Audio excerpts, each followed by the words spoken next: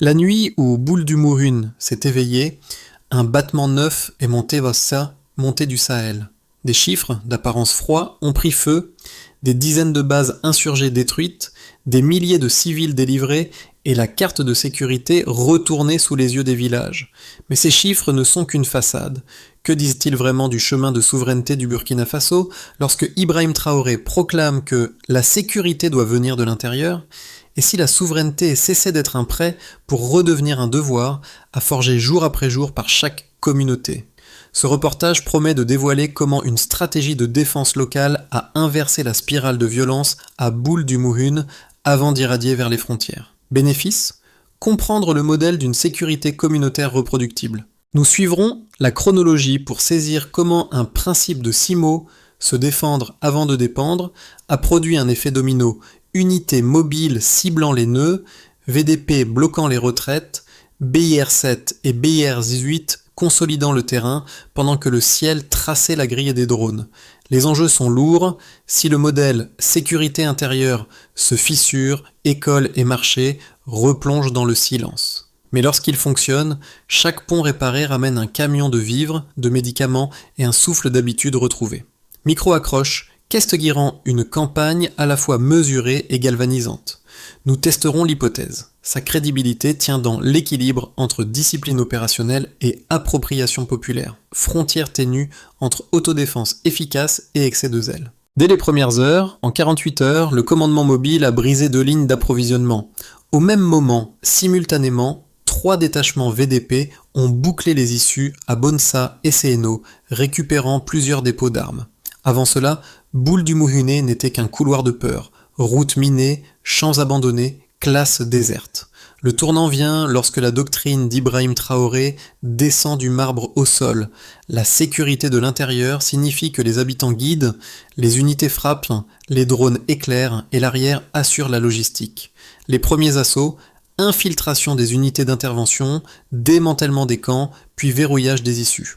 En 2 jours, les cachettes principales tombent, ouvrant la voie à Gapar et Fantôme, forces spéciales chargées de neutraliser communication et stock. Au-dessus, les UAV scrutent Orsi et Zimsa, appelant des frappes d'une précision chirurgicale. Les bataillons BIR-7 et BIR-18 ratissent ensuite, sécurisent et recyclent le matériel capturé. L'impact est double, militaire et psychologique. Des drapeaux se hissent sur les écoles, des enfants rient là où vibraient des armes. À l'extérieur, Mali et Niger saluaient une stratégie d'autonomie. Certaines voix occidentales y voient un précédent inquiétant. Ce contraste alimente le débat. Comment maintenir la ligne entre souveraineté légitime et dérive paramilitaire? C'est la question que la suite va peser, chiffres à l'appui. Au milieu de la poussière, les véritables guides apparaissent. Des VDP de Bonsa, sans uniforme, portés par la mémoire des sentiers. Ils incarnent la doctrine d'Ibrahim Traoré. La sécurité ne descend pas d'un ordre, elle remonte d'un attachement. En 10 jours, ils sécurisent 2 villages, rouvrent la route du grain, prouvant que défense communautaire se mesure en récolte et en enfants à l'école. À Moraba, un détachement désamorce d'anciennes mines, puis bâtit une infirmerie de fortune. Le lendemain, les champs reprennent vie. Diffusée sur les ondes nationales, cette scène change la perception. La reconquête devient renaissance. Les districts voisins créent des cellules civilo-militaires où l'information circule par promesse tenue plus que par circulaire. Ainsi naît la confiance, non pas imposée mais répétée. Et la question demeure, cette architecture d'autodéfense tiendra-t-elle face à l'usure du temps et du pouvoir? Tout commence à l'aube. Les unités mobiles s'élancent en silence. En 3 heures, elles atteignent les contreforts ouest, réputés imprenables. La phase d'activation repose sur 3 colonnes distantes de 8 km. Frapper, collecter, évacuer. Les premières détonations déclenchent une réponse en chaîne. En 48 heures, 17 bases tombent, plus de 300 armes saisies. La phase de pic voit les VDP occuper le terrain, Gapar et Fantôme couper les transmissions, et les drones guider les frappes près d'Orsi et Zimsa. Le combat cesse d'être poursuite pour devenir mathématique. La phase de retombée confie à BIR-7 et BIR-18 le nettoyage méthodique. Inventaire, drapeau, retour des civils. Un vieil homme murmure « Quand le drapeau revient, la terre respire ». Dans la capitale, Ibrahim Traoré commente Notre victoire, c'est de ne plus attendre. Cette phrase scelle la mue d'un pays assisté à un pays agissant. Les chiffres suivent. 52 ponts réparés, 7000 rapatriés, 12 marchés rouverts. Chaque donnée devient symbole d'un concept, la souveraineté par le bas. Dès lors, Boule du Mouhune cesse d'être un lieu. C'est un précédent. Les faits consolident le récit. Premièrement, sur le plan sécuritaire, zone rouge, passée de 62% à 37% en 90 jours, soit 6400 km² libérés. Chaque point représente des fermes rouvertes et des routes déminées. Ibrahim Traoré, en fait, la preuve que la technologie locale et la connaissance du terrain valent mieux qu'une tutelle étrangère. Deuxièmement, sur le plan social, écoles ouvertes de 3-10 à 7-10, 85% des enseignants de retour, marché doublé. La doctrine sécurité intérieure se traduit en confiance. Quand l'enfant apprend, la terre refleurit. Enfin, sur le plan des infrastructures, 52 ponts, 168 km restaurés. 70 camions un jour sur l'axe Boule-Orsi, plus 115% de dé d'activité. Chaque soudure, chaque planche repeinte porte un message, nous restons. Les observateurs occidentaux notent une baisse record des victimes civiles. Le vrai indicateur n'est plus la courbe des pertes, mais celle de la foi retrouvée. Au bas du rapport figure une note manuscrite. Cette reconstruction ne s'achète pas, elle se bâtit avec confiance et courage. Ainsi, le Burkina Faso passe du statut d'assisté à celui de modèle. Et la phrase d'Ibrahim Traoré, « La sécurité doit venir de l'intérieur », cesse d'être un slogan pour devenir une équation prouvée. Depuis la victoire de Boule du Mouhune, deux lectures s'affrontent. La première, portée par certains médias étrangers, estime qu'Ibrahim Traoré a pris le risque d'armer des civils sans contrôle, créant une armée parallèle. La seconde, défendue par les analystes régionaux, affirme au contraire qu'il a inventé un modèle d'autodéfense durable adapté à la géographie du Sahel. Plutôt que d'écarter ces deux thèses, examinons-les dans leurs données. Les critiques extérieures reposent sur trois arguments: la traçabilité limitée des VDP, la dépendance à la ferveur populaire et le manque de supervision internationale. Ces points sont réels, mais ils supposent un cadre de comparaison occidental où les institutions précèdent la sécurité. Or, au Burkina Faso, la hiérarchie s'est inversée. La sécurité est devenue la condition même du retour de l'institution. Les chiffres en témoignent. Dans les zones sous contrôle VDP, les services publics ont rouvert 35% plus vite que dans les zones restées sous supervision militaire pure. La spontanéité que l'on craignait s'est traduite en efficacité. A l'inverse, les partisans de la doctrine sécurité de l'intérieur doivent reconnaître un risque. L'enthousiasme peut masquer la fragilité juridique. C'est pourquoi, depuis septembre, chaque unité communautaire doit désormais enregistrer ses membres et ses stocks dans un registre numérique supervisé par l'état-major. Ce mécanisme, inspiré des programmes civilo-militaires du Mali, combine contrôle central et autonomie de terrain. Ainsi, le Stillman des deux côtés se rejoint sur un point. La survie nationale exige une forme d'expérimentation pragmatique. Les uns redoutant la dérive, les autres la dépendance. Mais l'expérience Boule du Mouhune montre qu'un État peut équilibrer courage populaire et rigueur administrative sans renoncer à son indépendance. Comme le résume Ibrahim Traoré, ce n'est pas un peuple contre le monde, mais un peuple qui apprend à se tenir seul devant lui. Cette phrase, simple, clôt le débat logique sans le fermer moralement. Au moment où les drapeaux flottaient sur Boule du Mouhune, la narration publique basculait. La guerre cessait d'être militaire pour devenir politique. Dans les couloirs du pouvoir, Ibrahim Traoré ordonne que les bataillons BIR 7 et BIR 18, jusque-là fer de lance de l'offensive, soient redéployés vers la reconstruction civile. Là commence le véritable révélateur du milieu.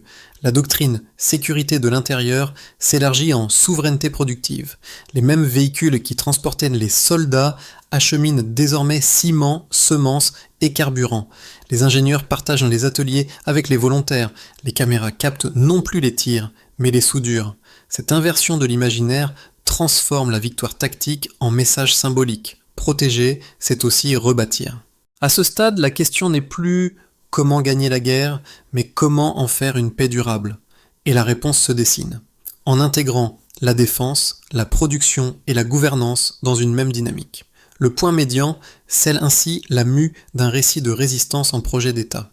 un pays renaît non pas dans l'éclat des armes, mais dans le bruit des marteaux. Lorsque la poussière est retombée sur Boule du Mouhoun, les répercussions se sont déployées à 4 niveaux: social, économique, diplomatique et régional. Sur le plan social, le retour du quotidien. Dans les villages, la réouverture des écoles et des marchés a recréé un tissu d'habitude. Les enseignants sont revenus, parfois après des années d'exil intérieur. Les familles déplacées ont recommencé à bâtir. L'idée de sécurité intérieure chère à Ibrahim Traoré a pris forme dans les gestes. Labourer, échanger, enseigner. Le silence des armes a été remplacé par le bourdonnement des voix d'enfants. Les associations locales, appuyées par les VDP, organisent des campagnes d'alphabétisation et des ateliers d'artisanat. La société civile, longtemps spectatrice, devient actrice de sa propre stabilité. Sur le plan économique, la boucle locale, l'État a redirigé une partie des revenus aurifères vers les infrastructures rurales. Les statistiques du ministère de l'économie montrent une hausse de 22% du trafic intérieur de marchandises et une baisse de 18% des importations alimentaires. La dynamique est simple: moins de dépendance, plus de circulation interne. Sous la houlette d'Ibrahim Traoré, une banque communautaire de reconstruction pilote les microcrédits aux agriculteurs revenus de l'exil. Le slogan officiel « Notre or doit nourrir notre sol » résume cette philosophie. Sur le plan diplomatique, la ligne de crête. Sur la scène internationale, les réactions se sont partagées. Les capitales africaines du Sahel, Bamako, Niamey, N'Djamena, saluent le modèle burkinabé et évoquent une autodéfense africaine intégrée. L'Union africaine, d'abord prudente, adopte l'expression « sécurité endogène » dans ses documents de travail. En revanche, Paris et Bruxelles ont exprimé leurs réserves. Inquiétude sur les droits humains, vigilance sur les alliances nouvelles. Mais derrière ces précautions, un fait s'impose. La parole du Burkina Faso ne passe plus par un intermédiaire. La diplomatie du pays, désormais recentrée sur Ouagadougou, parle en son nom propre. À l'échelle régionale, l'effet domino au-delà des frontières, le retentissement est évident. Les médias de Bamako et de Niamey diffusent des extraits des discours de Traoré, les présentant comme le manifeste d'une souveraineté partagée. Des délégations de jeunes officiers maliens et nigériens viennent observer le fonctionnement des VDP et du système de coordination civilo-militaire. Sur les réseaux sociaux, le hashtag Afrique se défend devient tendance. Des citoyens ordinaires, du Ghana au Kenya, expriment une même idée: nous aussi, nous pouvons. Le modèle burkinabé, encore imparfait, s'installe dans l'imaginaire collectif africain comme la preuve que la résilience peut être locale. En somme, la campagne de Boule du Mouhoun n'a pas seulement libéré un territoire, elle a révélé une mentalité, celle d'un continent qui cesse de s'excuser de vouloir exister par lui-même. Et c'est peut-être là le plus grand effet d'entraînement d'Ibrahim Traoré, avoir transformé une victoire militaire en leçon politique pour tout un espace régional. L'histoire du Burkina Faso, à ce stade, s'écrit sur une ligne de crête entre promesses et périls. Les prochains mois diront si la victoire de Boule du Mouhoun marque le début d'un cycle ou une parenthèse héroïque. 3 scénarios s'imposent. Dans le premier scénario, consolidation prudente. Dans cette trajectoire médiane, le pays poursuit sa stabilisation lente. Les VDP deviennent une réserve nationale encadrée. La reconstruction avance au rythme des récoltes et du retour des réfugiés. Les institutions se reforment autour d'un triptyque: armée, communauté, économie locale. Les tensions diplomatiques persistent, mais sans rupture. La devise d'Ibrahim Traoré, ancrer la sécurité dans la dignité, continue de guider les politiques publiques. Ce scénario suppose discipline et patience, 2 vertus rarement compatibles avec l'urgence du terrain, mais désormais vitales. Dans le second scénario, l'effet modèle régional. Dans cette hypothèse, le succès de Boule du Mouhoun inspire le Mali, le Niger et le Tchad à adopter des stratégies similaires. Une coalition Sahel endogène se structure, mutualisant renseignements, logistique et formation. L'économie locale croît de 5 à 6%, portée par la confiance et le commerce frontalier. Les partenaires internationaux s'ajustent, privilégiant le pragmatisme à la critique. La doctrine « sécurité de l'intérieur » devient un concept africain à part entière. Ce scénario transformerait le Burkina Faso en pivot de la souveraineté régionale, une victoire morale autant que stratégique. Enfin, dans le troisième scénario, le contre-courant, toutefois, si la pression extérieure s'intensifie et que les ressources s'épuisent, le modèle pourrait s'essouffler. Les VDP, mal encadrés, risqueraient alors de se fragmenter. Certains glissant vers des logiques de clan. L'aide internationale, déjà restreinte, se réduirait encore, créant un vide économique.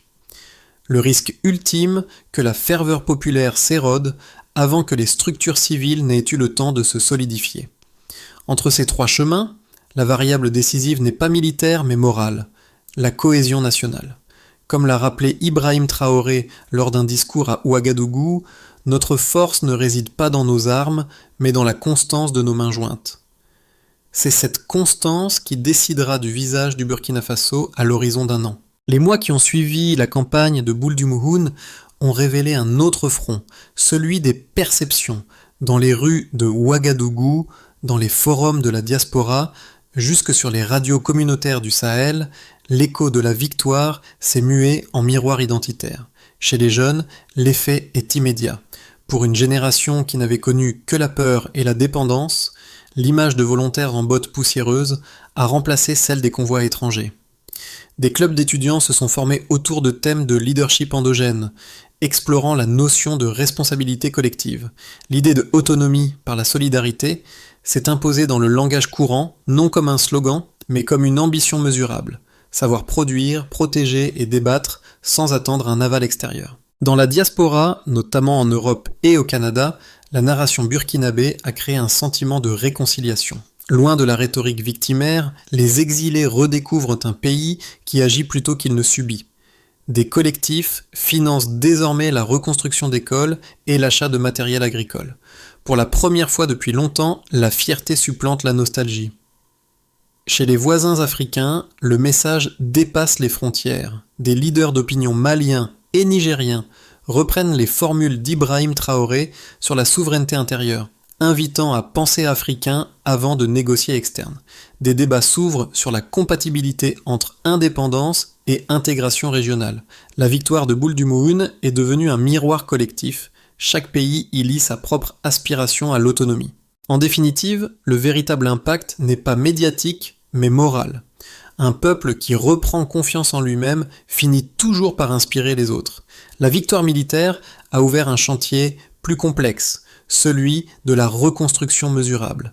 Pour transformer l'élan de Boule du Mouhoun en politique durable, le gouvernement a défini 5 axes d'action fondés sur la logique de qui fait quoi, quand et comment le prouver. Sécurité communautaire institutionnalisée. Les VDP, jadis spontanés, sont désormais intégrés dans une réserve nationale territoriale. Chaque membre est recensé, formé et soumis à un code d'éthique. Cette structuration garantit que la défense populaire reste un outil d'État, non une milice parallèle. Reconstruction économique locale. Sous la supervision d'Ibrahim Traoré, une banque de relance rurale finance les coopératives agricoles et la micro-industrie. Les critères sont simples, projet viable, traçable, à impact mesurable sur la sécurité alimentaire. L'objectif, que chaque hectare restauré réduise la dépendance aux importations, réhabilitation civique et éducative. Les écoles rouvertes servent aussi de centre de citoyenneté. On y enseigne non seulement la lecture, mais les principes de souveraineté et de gouvernance. C'est une réforme culturelle autant qu'institutionnelle. Coordination régionale du Sahel. Un secrétariat conjoint Burkina-Mali-Niger harmonise les échanges d'informations sécuritaires et les plans de développement frontaliers. Ce mécanisme, validé lors du sommet de Niamey, incarne la première étape d'une souveraineté partagée. Mesure et transparence. Chaque trimestre, un rapport public détaille les budgets, avancées et retards. L'enjeu est de prouver que l'autonomie ne signifie pas opacité. Ainsi se dessine la continuité logique du projet Traoré, passer de la victoire militaire à la gouvernance par la preuve. Parce qu'une souveraineté sans évaluation n'est qu'un mot d'ordre, et que le Burkina Faso veut en faire une méthode. Au crépuscule, Boule du Mouhoun ne ressemble plus au champ de bataille qu'elle fut. Les routes réparées s'étirent comme des cicatrices closes, et les marchés bruissent d'une vie prudente. Dans un coin du village, un vieil homme allume chaque soir une lampe au bord de la route. C'est la même lampe qu'il gardait allumée pendant les jours de siège, quand la peur gouvernait la nuit. Je la garde allumée, dit-il, pour que personne n'oublie ce qu'on a reconstruit. Cette phrase résume mieux qu'aucun discours la portée du moment. La souveraineté ne se déclare pas, elle se pratique. Ibrahim Traoré, lors de sa dernière visite, s'est arrêté devant cette lumière et a simplement murmuré « Elle prouve que la victoire respire encore ». Pas de fanfare, pas de protocole, juste une reconnaissance silencieuse. Ce geste, capté par les caméras nationales, a bouclé le cercle narratif. Du feu des armes à la flamme d'une lampe. Le pays a compris que la reconstruction n'est pas la fin du combat, mais sa forme la plus noble. Et dans cette clarté fragile se lit la promesse d'un lendemain tenace. L'histoire de Boule du Mouhoun ne s'arrête pas à ses frontières. Elle interroge un continent tout entier.